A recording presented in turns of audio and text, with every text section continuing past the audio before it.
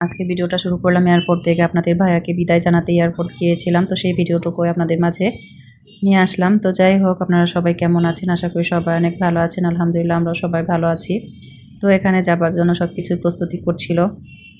তো এখানে সব কিছু রেডি করে নিচ্ছিল, লেদার আর হচ্ছে কার্টুন সব জিনিসপত্র গুছিয়ে নিচ্ছিল। যেমন আসার সময় একটা আনন্দ থাকে, তো যাওয়ার সময় কিন্তু প্রবাসীদের বা প্রবাসীর ফ্যামিলি সেই আনন্দটা থাকে না।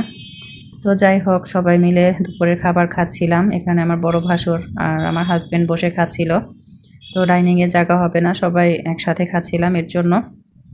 তো দুপুরের খাবার খেয়ে হচ্ছে আমরা সবাই চলে যাব এয়ারপোর্টের উদ্দেশ্যে। তো বাসা থেকে নামছিলাম। তো বাসা থেকে নেমে হচ্ছে সব কিছু গাড়িতে ঠিক করে নিচ্ছিল। যেহেতু আপনাদের ভাইয়ার বিকেলে ফ্লাইট, দুপুরে বাসা থেকে খাবার খেয়ে তারপর হচ্ছে রওনা দিয়েছি আমরা সবাই।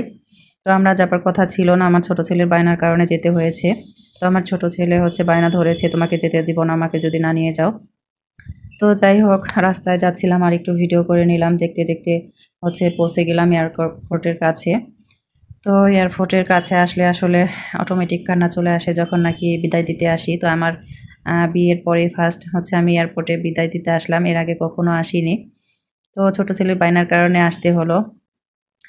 তো আমরা আসবো না, এর জন্য হচ্ছে প্রাইভেট কার নেওয়া হয়েছিল। তো আমরা যদি আসতাম তাহলে তো হাইস নিতাম, তো ছেলের বায়নার কারণে আসা হয়েছে। যাই হোক, তো আসলে এই সময়টা যে কত কষ্টের কত দুঃখের একমাত্র প্রবাসীর বউরা বা প্রবাসীর বাবা মা আত্মীয় স্বজন তারাই বলতে পারবে। তো নিচে হচ্ছে আনন্দ, সবাই আসছে, তো সেখানে সবাই খুশি। আর দোতলাতে সকল প্রবাসী ভাইয়েরা বোনেরা সবাই এখান থেকেই বিদায় নেয়। তো দোতলায় হচ্ছে শুধু কান্নার আহ, ই যাই হোক, এয়ারপোর্ট জায়গাটায় হচ্ছে কান্না হাসির একটা তো এখানে দুইটা ছেলেকেই আদর করছিল, বোঝাচ্ছিল যে তোমরা ভালো থেকো, আমার কথা শোনো, এখন বড় হচ্ছ। তো অনেক কিছুই বলছিল, আর বাচ্চারাও কান্না করছিল। তো যাই হোক, দেখতে দেখতে আপনাদের ভাইয়ার দিনগুলো সময়গুলো শেষ হয়ে গিয়েছে। আসলে গোনা দিন, ছুটির কিছুই করার নেই, অফিসে যেতে হবে। তো এটা তো আসলে নিজের হাতে কিছুই না, মন না চাইলেও যেতে হবে।